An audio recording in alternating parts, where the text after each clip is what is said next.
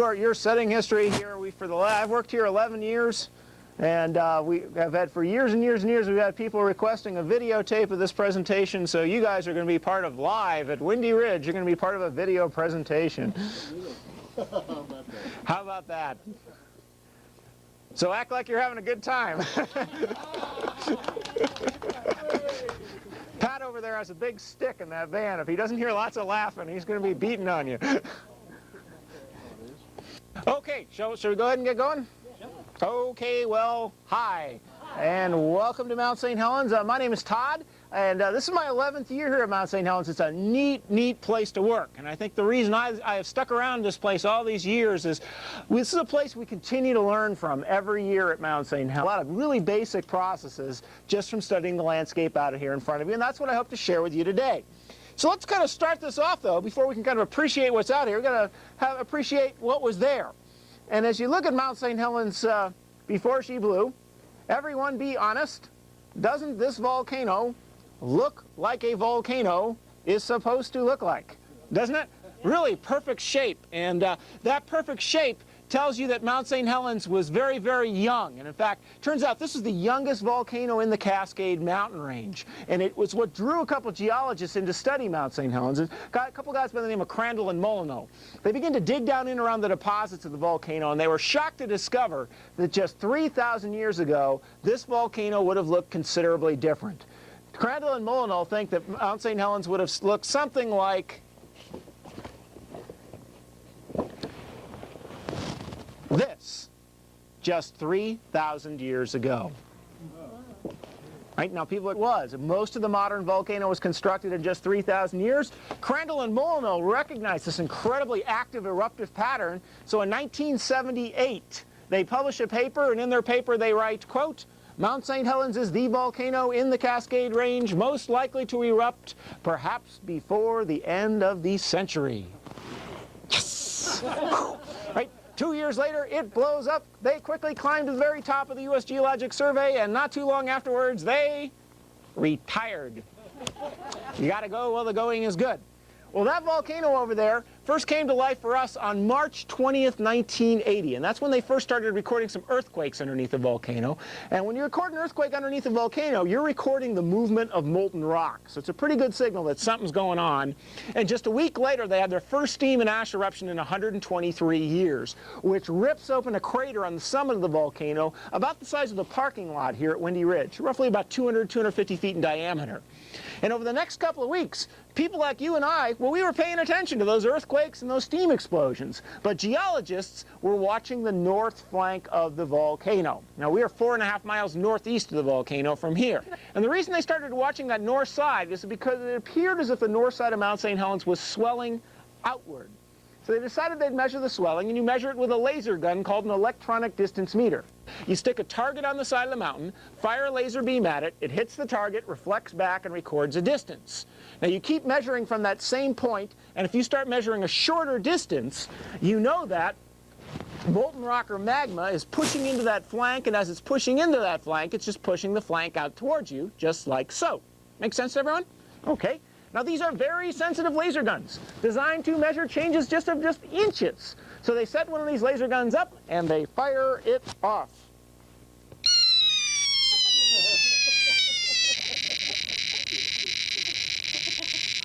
Come back 24 hours later, fire that laser gun again. Notice it was shorter. They get a strange reading. It says the north flank of the volcano has swollen outwards 5 feet overnight. They say, ooh, ah, right? Something's going on here. So they start looking at more of these reflectors, and one of these reflectors actually moved 85 feet sideways in 3 weeks. And by May 18th, an enormous lump had grown up on the north flank of the volcano. Geologists give this lump a very technical name. They call it the bulge. And by May 18th, the bulge has grown to be up to 450 feet high, a half-mile wide, and it was about a mile long. And the bulge was actually a gigantic dome of molten rock just beneath the north flank of the volcano. Geologists would call it a cryptodome, or a hidden dome. Well, on that morning of May 18th, 2 geologists had heard about this bulge, and they wanted to check it out. The geologists' names: Keith and Dorothy Stoffel. And as they fly into Mount St. Helens that morning, hey, you got to have a sense of humor to work out in this weather. They fly into Mount St. Helens that morning, and it is a crystal clear, beautiful day. So they make a circular pass around the volcano. It's calm, peaceful, tranquil. Pretty good. So they make a second pass around the volcano. Once again, very calm and peaceful. But being geologists, they couldn't just fly around twice. They decide they're going to go for it a third time. And as they begin to make that third pass around the volcano, can anyone guess what happened? Nothing. So they went around a fourth time. Gotcha. And on that fourth time, they say, hey, well, let's fly around it again. And they were flying right over the summit of the volcano. And they were flying at an elevation of about 11,000 feet, which would be right about where my fingertip is. Mount St. Helens was 9,677 feet high. It's now 8,364 feet high. Right as they pass over the summit of the volcano, it happened to be 8:32 a.m. and there's a 5.1 magnitude earthquake occurring. An earthquake that if you were at home, you'd feel the earth moving underneath your feet, dishes would be rattling around in the cupboards. They look out the window of the plane and they can't believe what they're seeing, because that entire surface of the bulge actually begins to quiver, almost like if you were shaking a gigantic bowl of Jell-O. The rocks begin to ripple and churn up and down like waves in the ocean. And then all of a sudden, the entire north flank of Mount St. Helens begins to collapse and slide down towards Spirit Lake in a landslide of absolutely unbelievable proportions.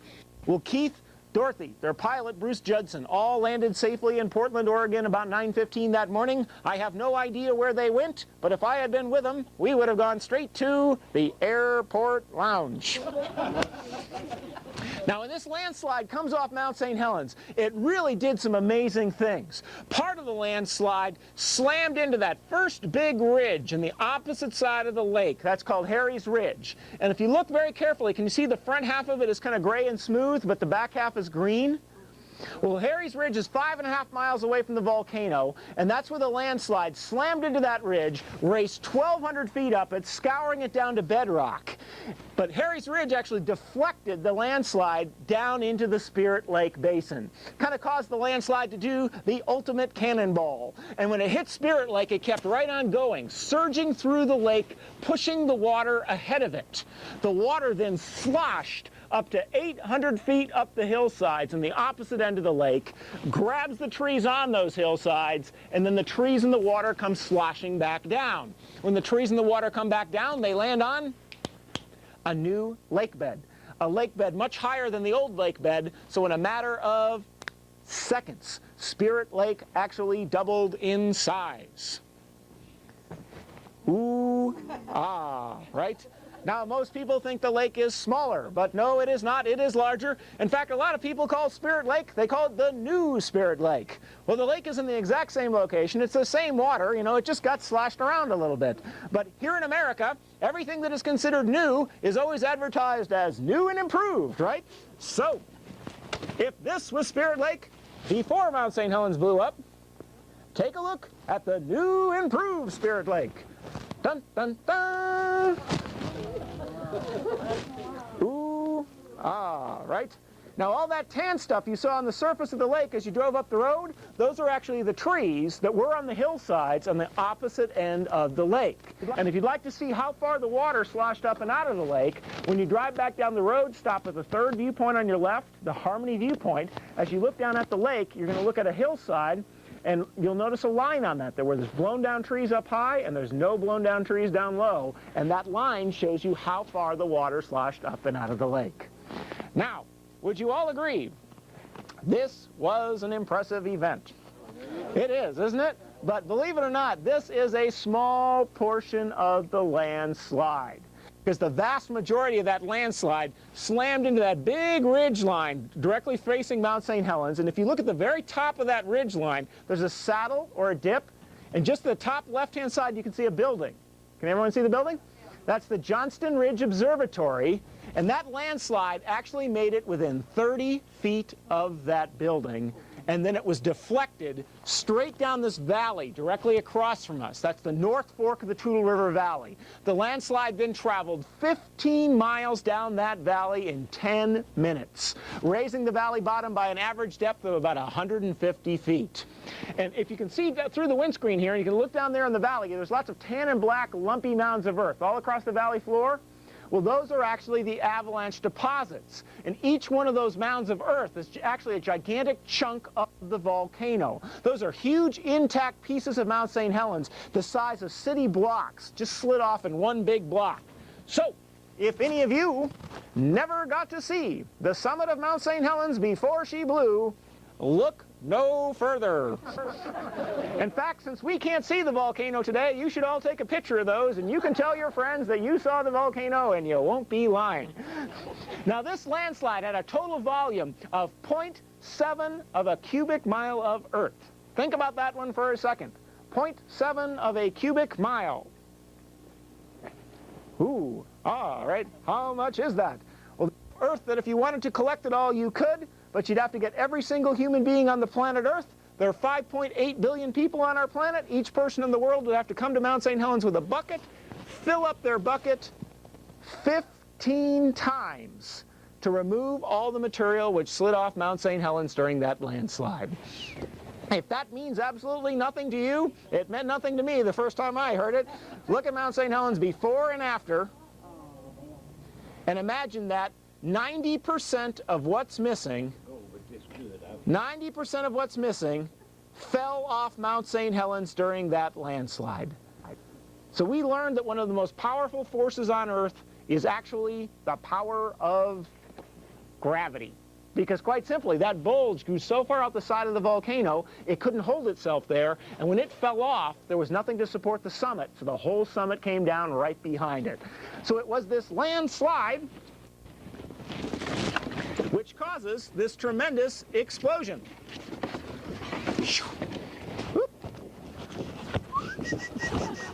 Don't want to give away my secret. There. So here's the landslide, the tan area, and you can see how the landslide is coming down off the side of the volcano, and that releases pressure not from the summit, but from the side of the volcano. So instead of blowing up straight in the air, Mount St. Helens blows up sideways. And this was like a hot stone-filled wind, hot gas, ash, and rock ripping out the side of the volcano. But to understand this stone wind a little better, we need to back up just a moment to the bulge, okay? Remember that molten rock I talked about, which had pushed up into the volcano? Think of the bulge as being a lot like a can of soda. Turns out one of the biggest components in molten rock is gas. That's right.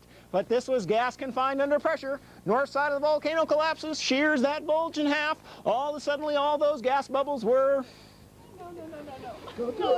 rapidly released from pressure. And that causes that bulge to blast itself apart. So in other words, if this was the bulge, rapidly released from pressure. I love this thing. Okay, so we got ourselves a landslide. And it was this let me back up.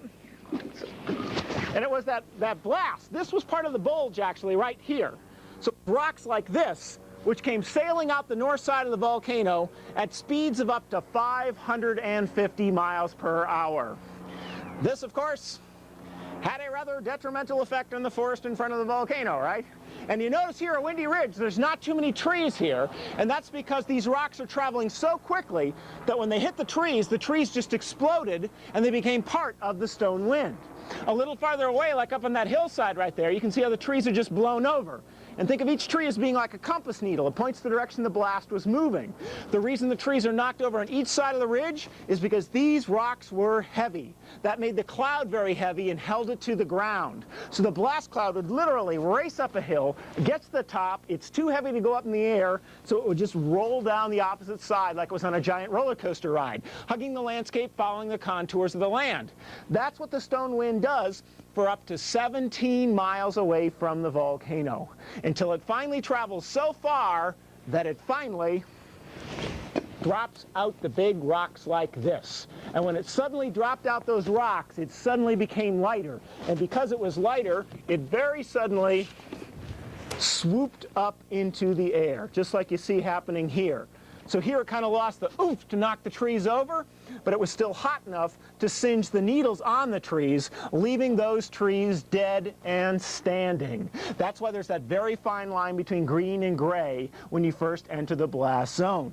Now, believe it or not, this explosion actually knocks over 230 square miles of forest in a fan-shaped area north of the volcano, and it takes that stone wind just 3 minutes to knock down all those trees. Ooh, ah, right? Now, some people aren't quite so sure how big 230 square miles is. That's what the blast zone looks like from an aerial perspective.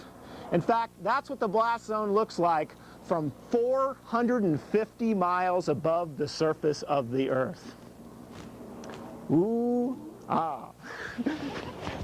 Okay, so we got ourselves a landslide. The landslide causes the lateral blast. This is what Mount St. Helens looked like about 8:32 that morning. But just 15 minutes later, in fact, just 10 minutes later, Mount St. Helens looked considerably different. It looked something like this. An enormous ash column raced up into the air, reaching a height of about 70,000 feet, twice the height a commercial jetliner flies at, and for the next 9 hours, Mount St. Helens erupted in spectacular form, pumping out an estimated 540 million tons of ash. Think about that one. 540 million tons. Very good. How much is that? Well, that's enough ash that if you wanted to collect it all, you could, and it would fit on one football field. Just one. Thanks for asking. We'd have to build walls around that football field 150 miles high to hold all that ash. And on that particular day, we had northeasterly winds which blew all that ash out into eastern Washington, Idaho, and Montana. People out there quickly discovered, and people out there were not particularly thrilled with this, as you can imagine. And people out in eastern Washington really learned, why come visit an active volcano, right? It'll come visit you. And one woman in Yakima, Washington will never forget that event. She'll always appreciate the ability of a volcano to come to you, because a woman in Yakima, Washington, 70 miles away from Mount St. Helens, was actually painting the exterior of her house on May 18th. Instant stucco, right? But that ash plume doesn't stop there. It keeps on going out towards Ritzville, Washington. That's about 150 miles away from the volcano. 6 inches of ash were deposited in Ritzville, 150 miles away. Visible traces of ash were found on cars as far away as Denver, Colorado. And the ash plume actually circled the planet Earth in about 2 weeks, which of course really ticked off all those people in Ritzville and Yakima, right? Because they got it twice. Okay, last major eruptive event, which can be seen from Windy Ridge, is occurring right here. Can you see this column of ash coming down the mountainside here? Okay, that's called a pyroclastic flow, right where my fingertip is pointing to. And that's a fancy word for a hot rock avalanche, hot gas, ash, and pumice. And these things form a lot like if you've ever cooked spaghetti noodles too long. You know there's that foamy stuff that rises straight up out of the pot, too heavy to go up in the air, just oozes over the edge of the pot. Well, sometimes an ash plume is too heavy to go up, so it just spills over the edge of the crater rim and tumbles downward. And all afternoon on May 18, 1980, pyroclastic flows tumbled out the north side of the volcano, creating this big flat plain directly behind us here, the pumice plain. And 18 separate flows left deposits up to 100 feet thick of just pumice out there. But you guys will like pyroclastic flows. Why, you're all asking? Because they're warm and toasty. They're actually around 1,200 degrees Fahrenheit when they came down off the volcano. 2 weeks after the mountain blew, they stuck a temperature probe down into those deposits, got a reading of about 780 degrees Fahrenheit. And if you had come to Windy Ridge as late as 1985 on a nice cool day like today, you could have seen steam vents scattered across the pumice plain down there, because some of those deposits remained hot for up to 5 years after the volcano blew. Very good. Okay, so we've got 4 major eruptive events which I just described, and all those events just occurred in the order I described, so the eruption is very easy to remember, okay? Just remember that all at once a landslide comes down, blast shoots out sideways, ash plume goes in the air, and pyroclastic flows tumble down.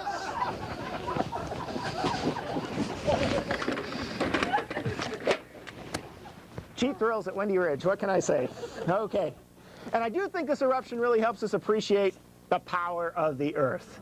You know, you see the changes which took place at Mount St. Helens, changes which took place in just a matter of seconds, and it really makes visiting Mount St. Helens a very humbling experience. So I hope when you all leave the volcano today, you all leave Mount St. Helens feeling small and insignificant. It's a great feeling, but you really do feel that way when you realize just how powerful the Earth can be. And as impressive as this all is to all of us, it's important to remember this is actually a small eruption. Mount St. Helens itself has had eruptions up to 13 times bigger than this one. So it just gives us a glimpse at how powerful the Earth can be. But I don't think it just helps us appreciate the power of the Earth. I really think it helps us appreciate the Earth itself, because this eruption created a huge living laboratory for us to learn from. And one of the first areas we began to learn from were those avalanche deposits, those tan and black lumpy mounds of earth down the valley floor behind us. Well, right after the mountain blew up, geologists had light bulbs flashing over their head. They said, wow, I've seen that deposit somewhere before. Where had they seen it? But in the disaster capital of the United States of America, California. Okay, now that's Mount Shasta. Look at the mounds of earth in the foreground of that picture. Do they look somewhat similar to those mounds of earth down below us? Well, before Mount St. Helens blew up, geologists thought these mounds of earth here, they thought they were individual volcanoes. They were close. They were pieces of a volcano, pieces of Mount Shasta. Landslides were an unknown geologic event in 1980, but now that we know what the deposit's looks like, we've actually identified over 200 worldwide. So for geologists, this was a true ooh-ah. Okay. That lateral blast, I think, really helps us appreciate kind of life. Take a look at the ridge line between us and where Mount St. Helens is supposed to be, and can you see all the really dark, lush vegetation in the center of the ridge?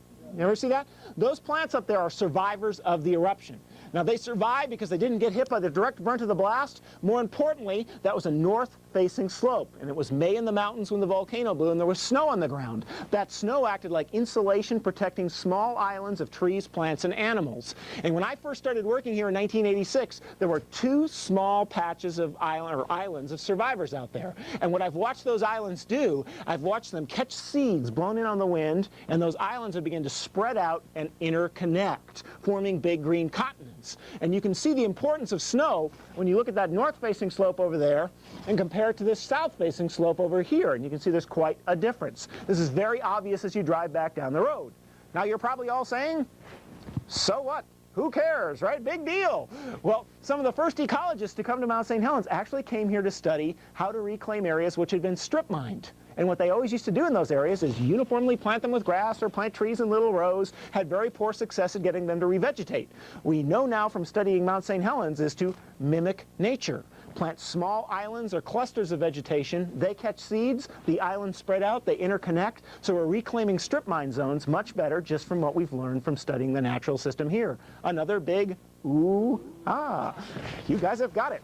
Okay, ash plume, this thing right here really helps us appreciate a very obvious fact, particularly for all of you who live in the Pacific Northwest, and that fact is that northwest soils fall from the sky. It is amazing how many people thought this ash was going to destroy forest and farmland in 1980.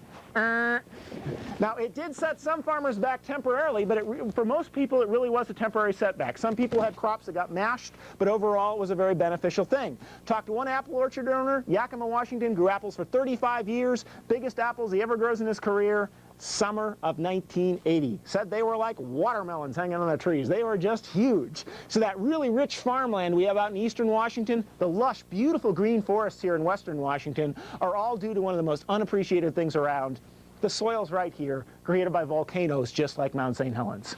Last area is that pumice plain, that big flat area down below us here at Mount St. Helens. Very special area because it's the only area at Mount St. Helens where nothing survived the eruption. Too hot. But a friend of mine by the name of Charlie walks down there the summer of 1981 searching for the first plant to colonize that area, and he finds it. little purple flowered plant called a prairie lupin. Imagine you're an ecologist. You're walking in the sea of pumice. You find this one beautiful plant. Charlie gets excited. He sets up a research plot around this one plant the size of a 3-bedroom home. Big expectations, right? Well, Charlie discovered lupins were really neat plants for several reasons. One, you could keep track of them. A 1-year-old so big, 2-year-old, 3-year-old, 4-year-old. So they were very easy to keep track of. 2, they caught seeds blown in on the wind, just like those surviving plants did. So where one plant would get started, often a cluster or island of them would spread out from that individual. And pretty soon, there were so many lupins growing in this plot, a herd of elk began to live down on the pumice plain. And you know what elk do when they come and visit a lupin plot? They poop. And every time they did, they left a beautiful little mound of fertilized seeds in there, and it was mostly grass seeds. And because the lupins had kind of set the stage and created soil, but they died back every year, we now have a little grasslands growing out of this lupin plot. And Charlie thinks within the next 20 years or so, that big flat area down there is going to be like a grassland, just like in the savannas of Africa. And it's all due to that one little lupin plant getting started. And he first found that plant 16 years ago. He has now hand-counted the life and death of over 200,000 plants inside that research plot. Now you're all either going, ooh, ah, or you're going, Charlie doesn't get out very much, right? But I think Charlie has really reminded us the importance of an individual. You know, we live in a world where people often think an individual doesn't make a difference, and that's just not true. You know, there's 200,000 plants out there, a whole herd of elk that all owe their existence out there to that one little plant getting started. And it's these kinds of things which I think make Mount St. Helens a really fascinating place, because it truly is a place where you can learn from the earth. And when you learn from the earth, I think you just really grow to appreciate it. And that's an important message that Mount St. Helens sends. It's one I hope you all walk away with during your visit today. And most of all, I hope you all have a super visit today. Thank you very much for coming. Have a good one.